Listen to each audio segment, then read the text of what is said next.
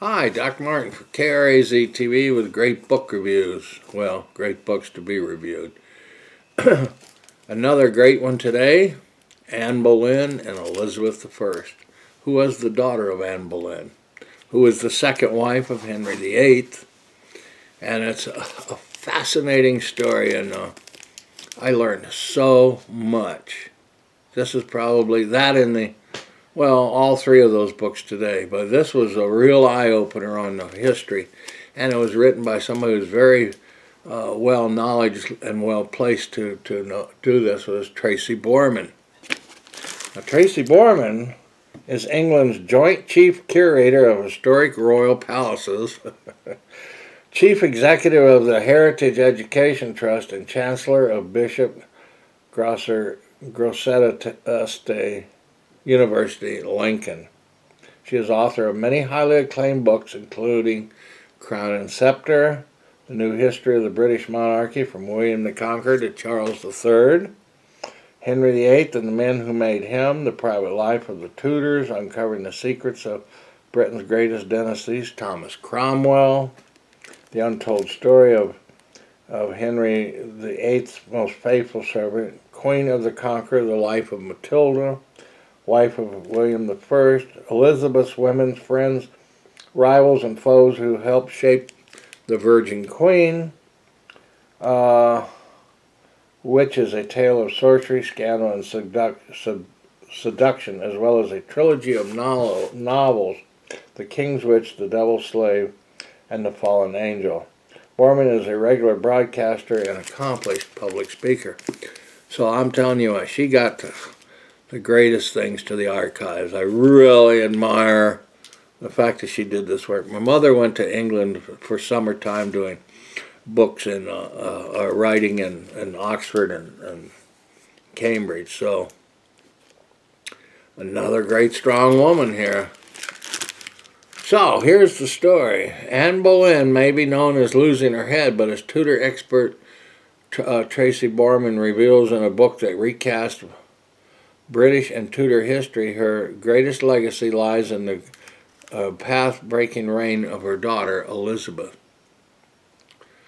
Much of the intrigue surrounding Britain's legendary Tudors focuses on the drama of Henry VIII and his 6 wives and on Elizabeth I's rumored liaisons.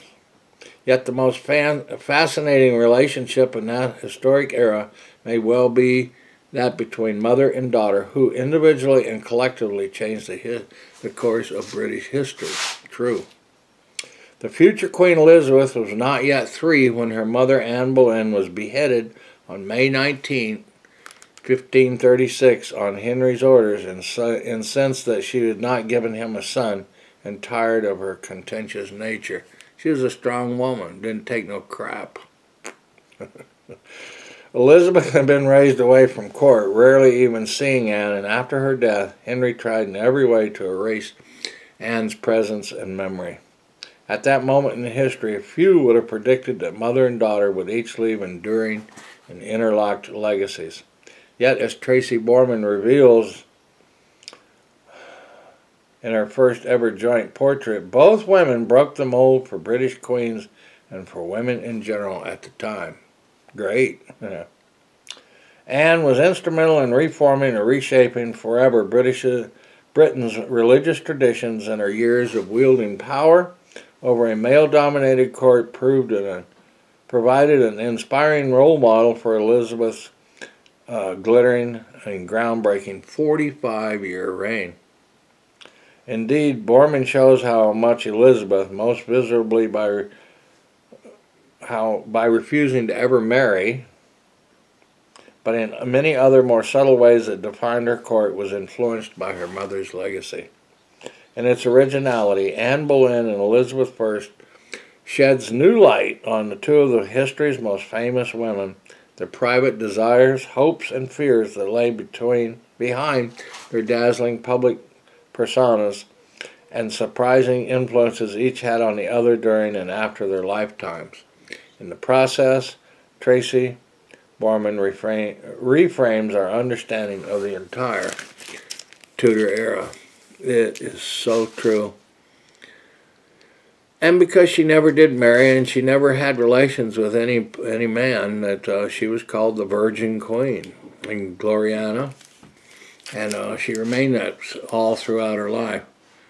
And I don't know if she didn't care about men. It's just that every time you got involved with royalty and whoever had the axe, you know, just would wipe out somebody just because they were didn't give them a son, you know.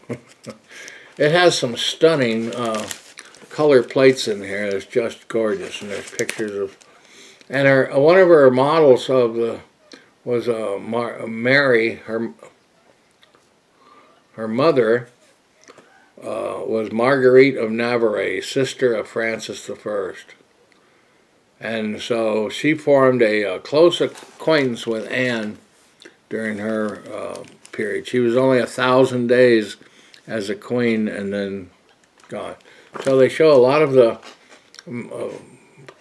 jewelry and things like this that are still around, the tapestries, fabrics. And there he is in all of his glory. This was 1 year before he got in a serious joust. He probably burst somewhere around his intestines, that sac that holds him in, and he probably was never well for many years. This is Anne Boleyn. Now their credits are in the back of the book, so but now her Princess Mary was the oldest son. That was the first mother.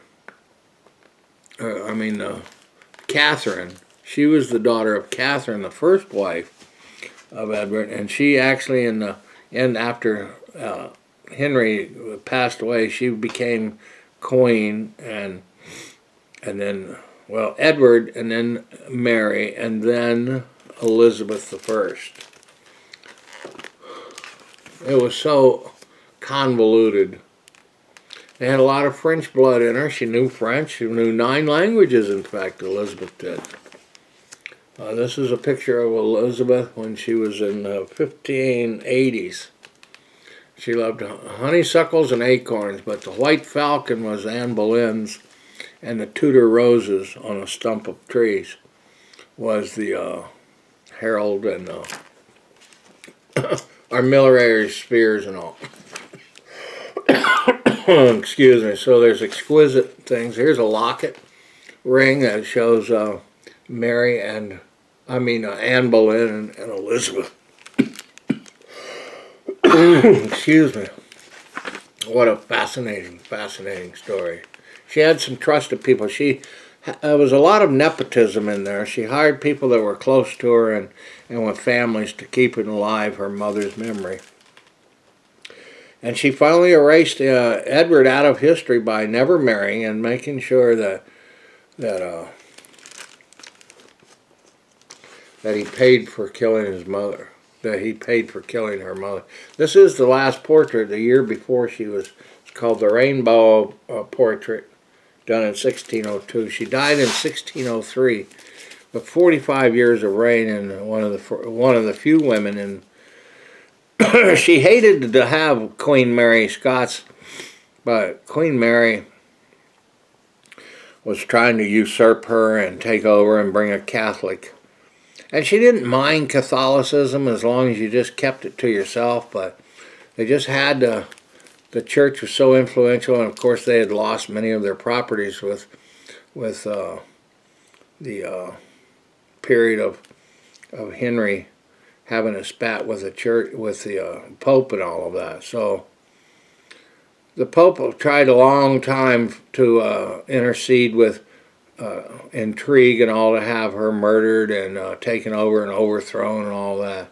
But when Elizabeth did pass away, James the Sixth, I think, came in and was the king after her from Scotland. So then it took many years for Scotland and England. It's called the Act of the Union finally came about. But in her time, she didn't put up with a lot of crap. She was always intrigued, though, by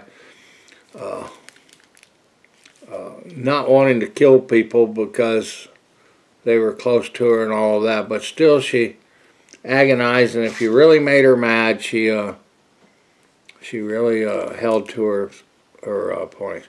She peeved off King Henry the Philip II, and he decided to go take over England and invade with the Armada in 1588, and that didn't work out too well.